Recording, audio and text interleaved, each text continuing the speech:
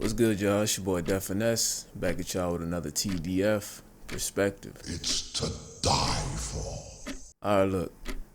So, brothers, one thing I remember dealing with, especially when I was in grade school, was people always trying to, make or not trying, but always making little slick comments around me, but never being really direct with the comments. See, I've always been somebody that was, I live for the big moments, you know what I mean? I'll rise to the occasion. I'll get you the fuck on out of there quick. So naturally, I didn't understand how to deal with subtle racism or subtle comments or subtle jabs, subtle insults. And naturally, that made me very resentful when I was sitting in these classes growing up because I didn't know how to deal with passive aggressive people. In other words, what? I didn't know how to deal with bitch ass niggas. But now getting older, getting a little bit older, I'm only 22, but I understand now how to get. First of all, I understand what passive aggression is, and I understand what a passive aggressive person is. See, for you brothers that are still in school dealing with that slick shit that people like to do, say things under their breath or ask you questions that are really just insults, play little slick race games with you.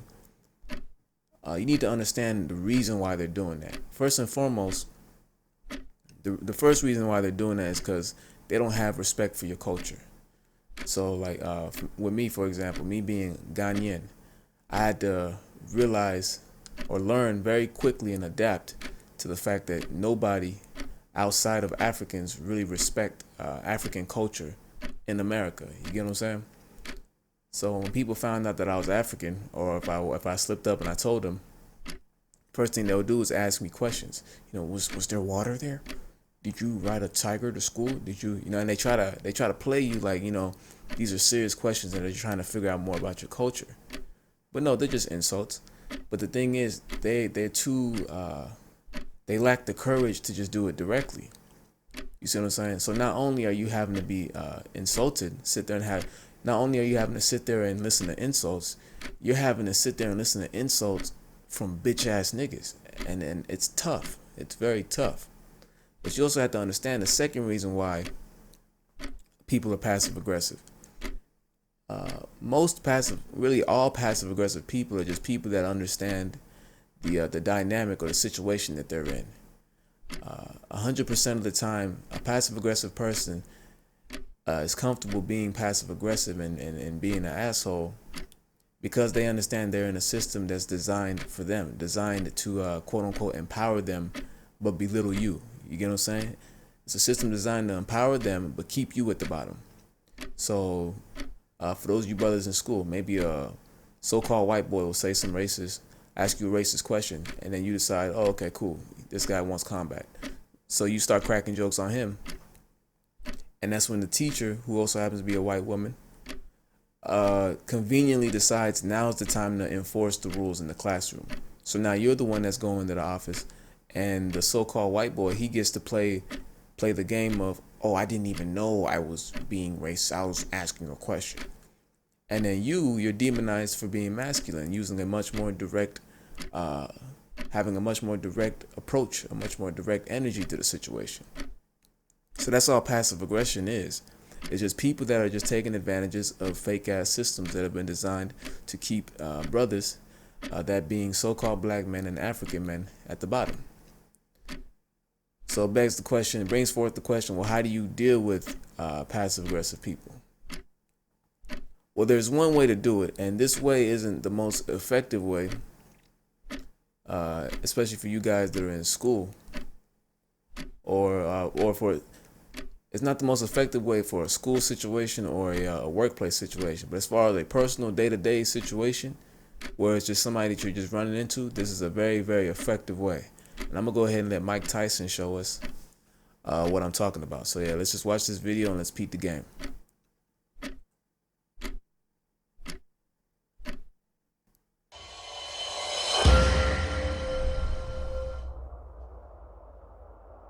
All right, welcome back. Many of you probably know that Mike Tyson, the former heavyweight champion, is in town, and he All right, so already I don't even like what I'm seeing. This is a bald man with no facial hair and a pink shirt on. So everything about this man screams Uncle Tom to me.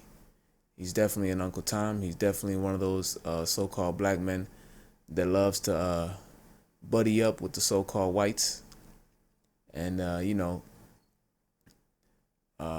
be their cool docile Negro, then turn around and run back to us real ass niggas and play the card of, man, yeah, we black, we gotta stick together, woo woo woo woo. But you can just look at this man and tell he ain't shit. Let's continue. Up with Mayor Rob Ford. He joins us right now with his promoter, Alex. Thanks for joining us, both of you. I'll start with yourself. Many are wondering, how did that happen, this meeting with the mayor? I have no idea. My bad, I'm pausing it, but notice Mike Tyson at the beginning, he's laid back, he's comfortable, he's he's ready to, have his interview, right? He's laid back all the way in the seat. He's just ready to give his interview, and he's comfortable with who he is. He's just being himself. But now you look at this man right here. Just look at the face he's making right now. Look at his face. And then look at his posture. Right? Even Mike Tyson's friend, for the most part, is relaxed. His posture is a little bit more upright, but he's leaning forward and he's got his hand on his right knee. He's watching Tyson. He's smiling. He's smiling. Tyson is smiling. This is the only one that's not smiling. This goofy ass reporter. Why? Because he's scheming. He's got something. He's got something for Mike. But let's continue. It's my fault again. Look at that fake ass. Hold on. You see that fake ass laugh? Look at this. Again. No, at the end of the day, he is the mayor of the city. Mike Tyson is here to promote the first Mike is just chilling. Performance in Canada. And when I had Sugar Ray Leonard come to Montreal to launch the book, we went to the mayor's office. We're here. It's an habit. We go see the mayor. And this is the first time probably in the history of Toronto where the mayor is bigger than the whole city. He's the biggest celebrity than everybody in the city. Everybody wants to see the mayor.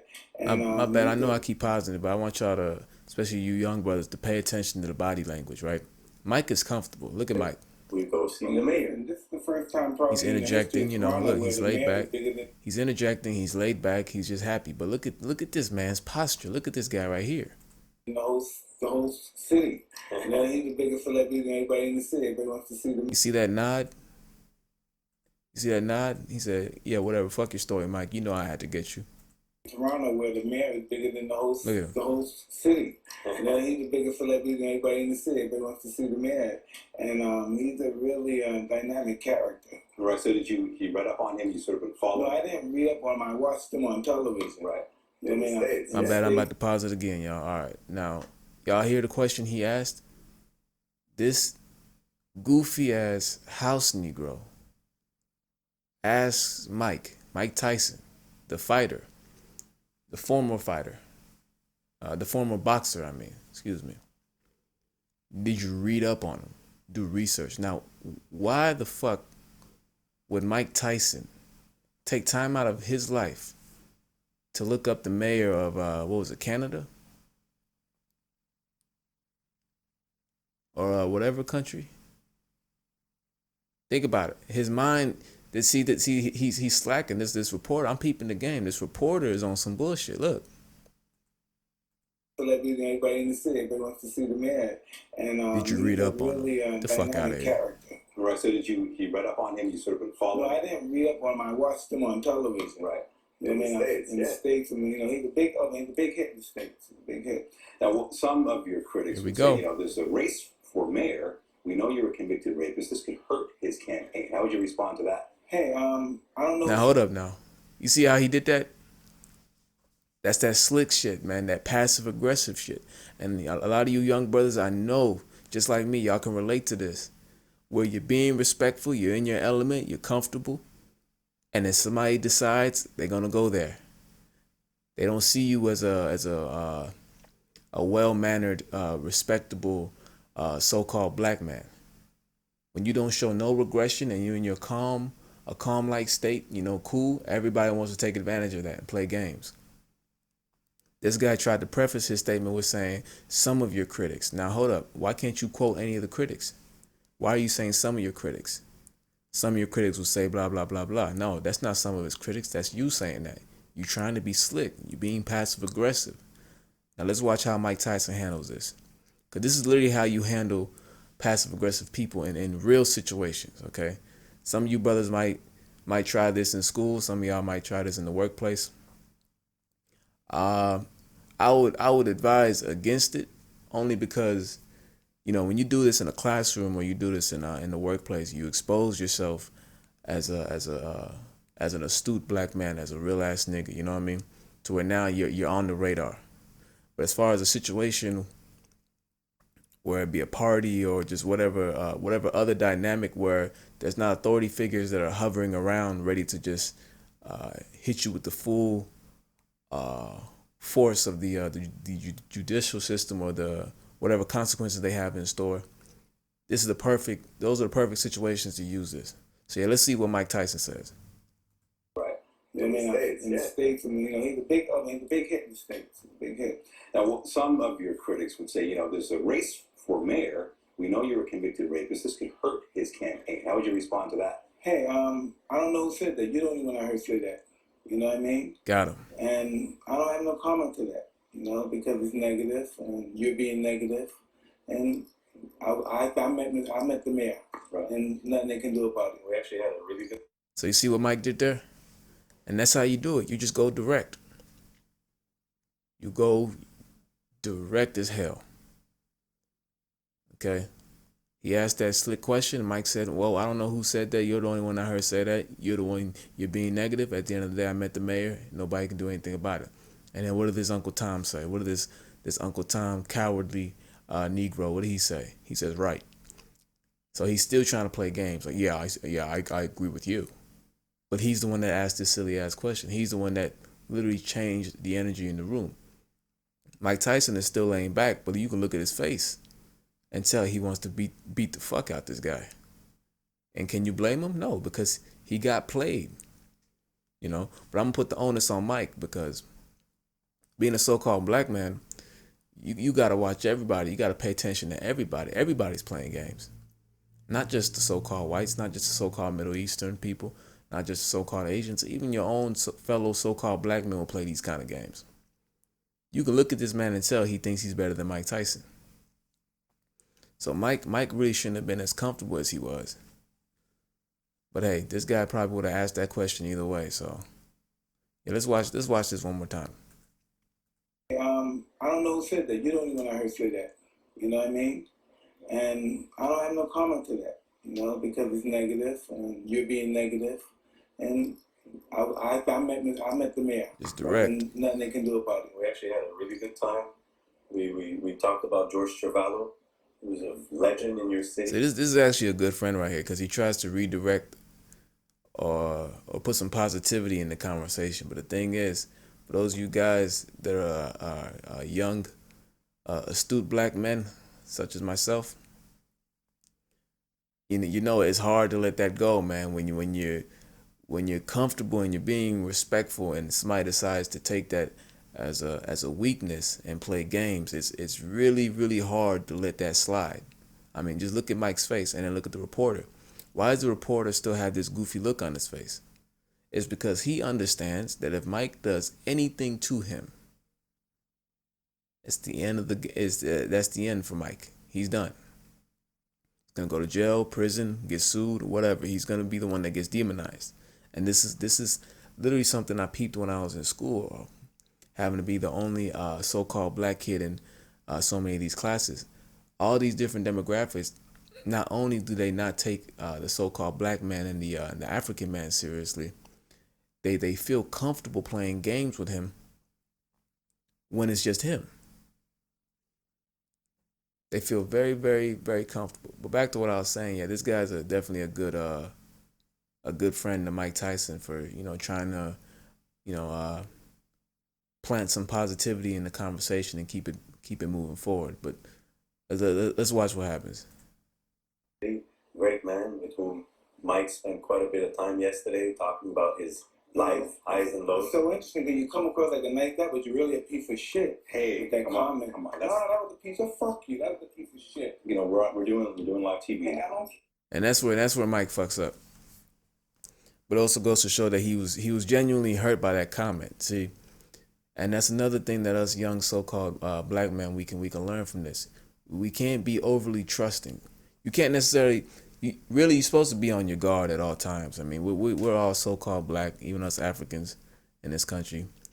We're all so-called black or considered so-called black in America, and the image of the so-called black man is a piss poor one. It's been conveniently made that way to keep everybody looking at us as inferior, as degenerates, as lower class, and lower minded.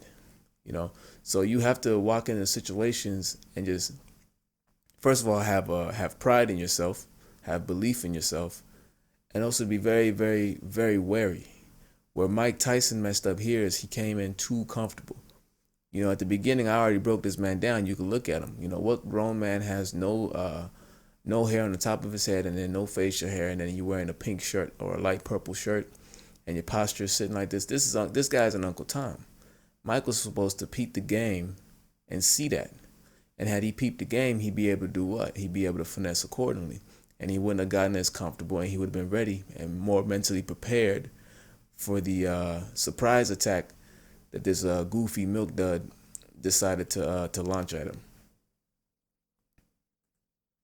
Yeah, what are you gonna do about it? All right, you got a show that you're doing tonight. We are. Now he's playing games. Where it comes raw and it's the real truth. Yeah, a lot of people truth. be there to see your show. Just tell us a bit about it. You know, it speaks for itself. I didn't want to show the show. See how his demeanor is completely, Mike Tyson's demeanor is completely different now. See, there's some people that are like that. They're too direct. They're too real. You know, Mike Tyson is Mike Tyson. He's nobody else. He's not trying to be anybody else. So when he's himself around you, in his natural element, he's being himself. So if he's comfortable, he's comfortable. Now you decide to mess that up with a goofy comment, a slick comment, you need to understand it's game over. There is no continuing the conversation and being professional. And you can tell this other so-called black man, the Uncle Tom, the docile Negro that's interviewing them, you could tell he deals with this. And he's used to pretending that nothing has happened and just rolling, what do they call it, rolling with the punches. He's used to doing that. So now he's trying to, get Mike Tyson to do the same thing. He doesn't understand that, Mike Tyson, in this case, is a field Negro. He's a man that can think for himself. He's intelligent. He has intellectual independence. And he's not here for the games. He's being himself. So let's continue. It's a Broadway production. It went to Vegas. It went to actually 28 cities in the United States. And we're really, really proud to bring it here. And we're actually going to Monaco on October 9th. We're going to be in Monte Carlo. Right. Is it nerve-wracking for you to do something like this, or is it more nervous for you to box? How does it compare? I don't know. Again, another silly question. You see, this man, if he was a man, this male, that's what I should say, this male, if he was a man, he would apologize. All right, apologize for going there, Mike. Let's continue the conversation. You see what I'm saying? That's what a man does. But he's trying to play games and, like I said, roll with the punches. Get Mike to roll with the punches. It's like he doesn't comprehend that Mike Tyson had a career where all he did was, destroy other grown men in a boxing ring. He's not here to play those games. And just the question that he asked, it's like a question you would ask a child that you're trying to divert their attention from something. You know what I mean? Is it more nerve-wracking for you to do this, or is it more nerve-wracking for you to box? This is a silly question. The reporter is silly, to be honest. It's more nerve-wracking for me to hear us talking to a rat piece of shit like you. Come on, Mike. No, because you're a piece of shit. All right, We're gonna wrap up this interview. Thank you for coming in. Fuck you.